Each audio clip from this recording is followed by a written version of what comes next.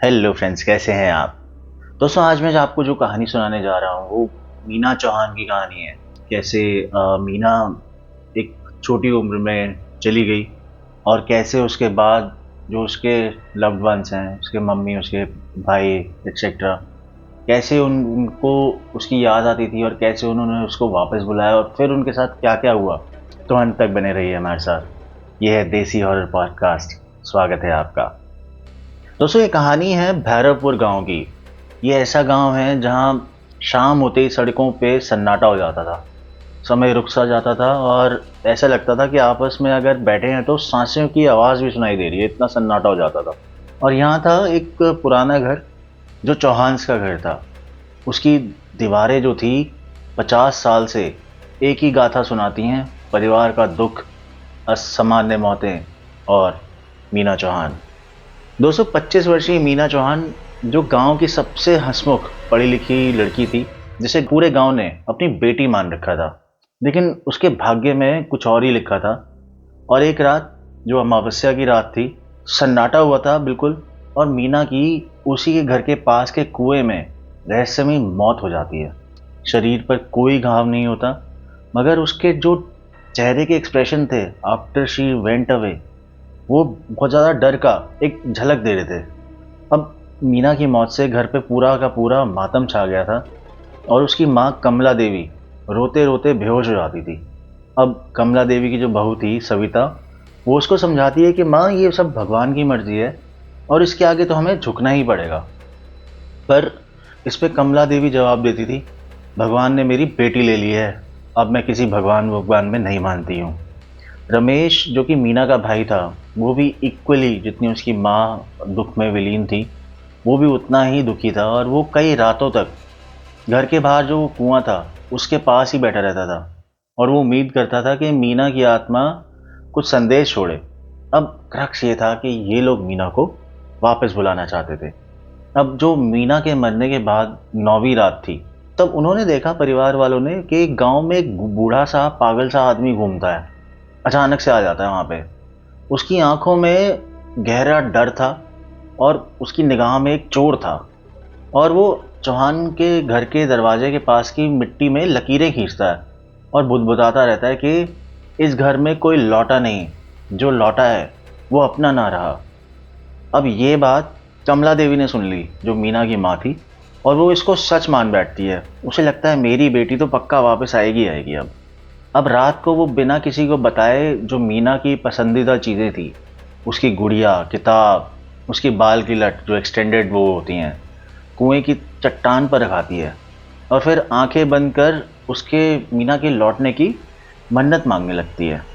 अब जो दुख था उसका आलम ये हो जाता है कि अब मीना की माँ है, ये अजीब सी चीज़ें करने लगती है। पुराने पीढ़ियों से चले आ रहे रिवाजों को तोड़ देती है। जानवरों के लिए रखे दूध में चुटकी भर राख डाल देती है। जैसे अपने हाथ की उंगली काट के खून की बूंद मीना की किताब पर टपका देती है। मीना की जो तस्वीर है रात भर खुली खिड़की पे लटका देती है ताकि वो वापस आ जाए। अब ये सब आसपास के गांव वाले भी देख रहे थे और वो देख के इस चीज़ को बहुत ज़्यादा डरने लगे। अब चौहान परिवार से कोई मिलना ही नहीं चाहता था, जो गांव के लोग थे। और साथ ही साथ अब मीना के कमरे में भी अजीब अजीब सी चीज़ें होने लगी थी। दीवार पर सीलन से चेहरा बनना शुरू हो गया। रात को अपने आप दरवाजे खुलने बंदने चालू हो गए। घर के अंदर किसी के चलने के निशान आते थे जबकि सब सोए हुए होते थे। अब एक रात कमला देवी मीना के कमरे में बैठे बैठे खुद से बातें करने लगती है। वो बोलती है, तू कब लौटेगी बेटी, किसी भी शर्त पे आ जा, मुझे तेरी ज़रूरत है। अचानक जैसे ही वो अपना सेंटेंस कंप्लीट करती है, कमरे का बल्ब फट जाता है और अजीब सी सड़ान सी फैलने लगती है। और जो खिड़की पर लटकी हुई थी मीना की तस्वीर, वो बिना हवा के हिलने लगती है। ये सब देखकर माँ और रोई और रोते रोते बेहोश हो जाती है। और अगले सुबह जब उसकी आंख खुलती है तो मीना की गुड़िया उसके पैर के पास ऐसी रखी मिलती है जैसे किसी ने रात को वहाँ पे वो रखी हो। अगले दिन पिछला दरवाज़ा खुला मिलता है और सविता, जो उसकी बहू थी, वो कहती है, रात को किसी ने दरवाज़ा खुला छोड़ा था क्या। सब मना कर देते हैं। माँ चुप, रमेश परेशान, रसोई में सब्जी का छूरा गायब। माँ रसोई में घुटने के बल बैठ जाती है सब देख के। और फिर से उसे वो फुसफुसाहट सुनाई देती है, माँ बहुत ठंड है, मुझे मत बुलाओ। अब ये सारे ना धीरे धीरे इस ट्रॉमा में आने लगते हैं, पागल से होने लगते हैं। इतने में ना वही बूढ़ा पागल फिर से उनके घर के यहाँ आता है और उसकी माँ से कहता है, जो लौटेगा उसे पहचानना मुश्किल होगा। माँ उस पागल की बात अब डूब कर सुनती है और वो पागल आदमी रात भर घर की छत के नीचे बैठा रहता है, मिट्टी में कौड़ियाँ बनाता है, किचन में स्पून, बाल की लट सब इकट्ठा करता है और माँ को बार बार आगाह करता है कि मत बुलाओ वरना सब खो दोगी। अब ये देख के जो उसकी बहू थी सविता, वो भी डर जाती है। घर का जो माहौल होता है वो बिल्कुल बदलने लगता है और मीना के पुराने मोबाइल पर बीती रात जो उसके मैसेज थे वो अपने आप डिलीट होने लगते हैं। अब जो रमेश था उसी रात को रसोई में जाते वक्त देखता है कि बर्तन में पानी की जगह कोई गंदी चिट्ठी सी पड़ी है, जैसे किसी ने मीना को वापसी बुलाने के लिए खत लिखा हो। अब ये सब ना बहुत बहुत ज़्यादा ट्रॉमेटाइज करने लगा था इनको।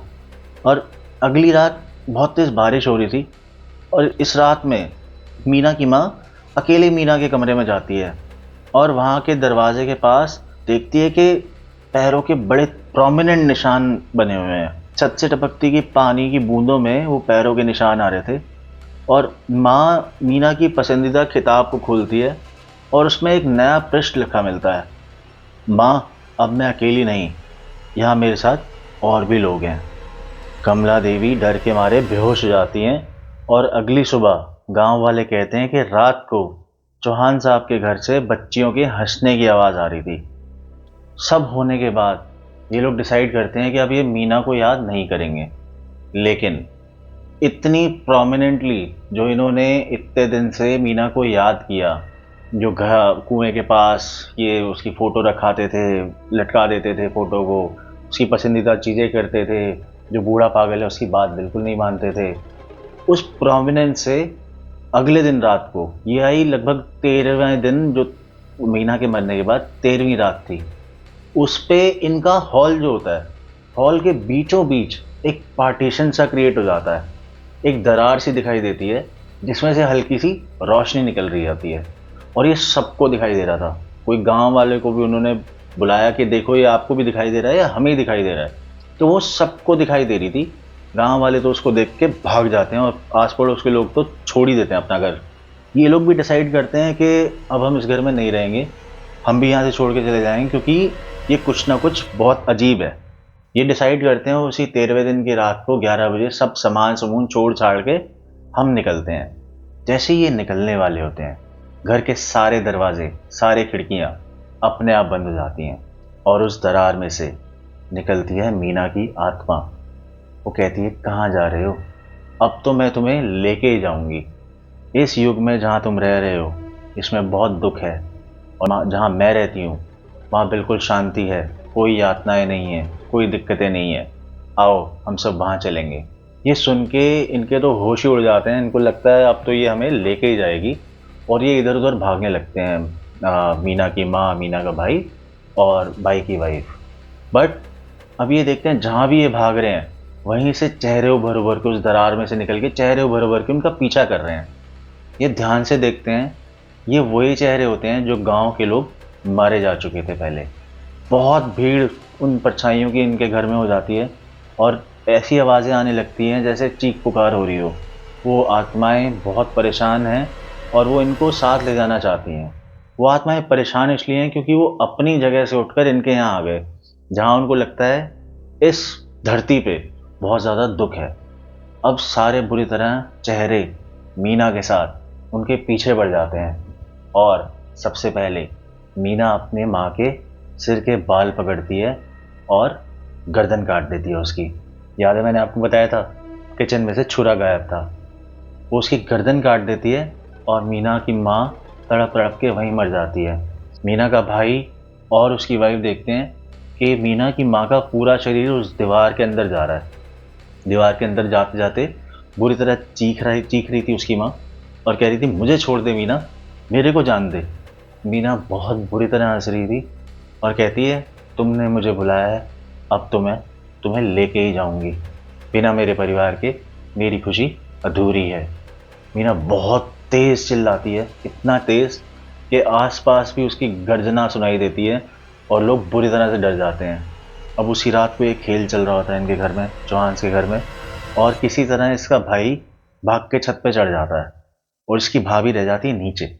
सबसे पहले सारी जितनी भी आत्माएँ थी, जितनी भी छायाएँ थी, इसकी भाभी को पकड़ती हैं और ऐसे जैसे घुमा देती हैं, और जैसे ही हटती हैं, उसकी भाभी राख की तरह नीचे गिरती है और वो राख भी सीधा उस दरार के अंदर जाती है, चीख-पुकार करती हुई। इसका जो भाई होता है, जो छत पे चढ़ गया था, वो छत से कूद जाता है। छत से कूद के, मतलब इनका घर 3 मंजिल का था, छत से कूदता है, सिर के बल गिरता है और उसकी वहीं मौत हो जाती है। सारा परिवार खत्म, क्योंकि उन्होंने मीना को बुलाने की कोशिश करी। दोस्तों, आप भी याद रखें, जो गया है उसको जाने दें, उसको ऐसे याद ना करें कि वो आपको भी ले जाए। कैसी लगी दोस्तों आपको ये कहानी? एक कमेंट करके हमें ज़रूर बताएं, और एक लाइक तो बनता है, और हमारे चैनल को प्लीज़ सब्सक्राइब कर लें। Thank you.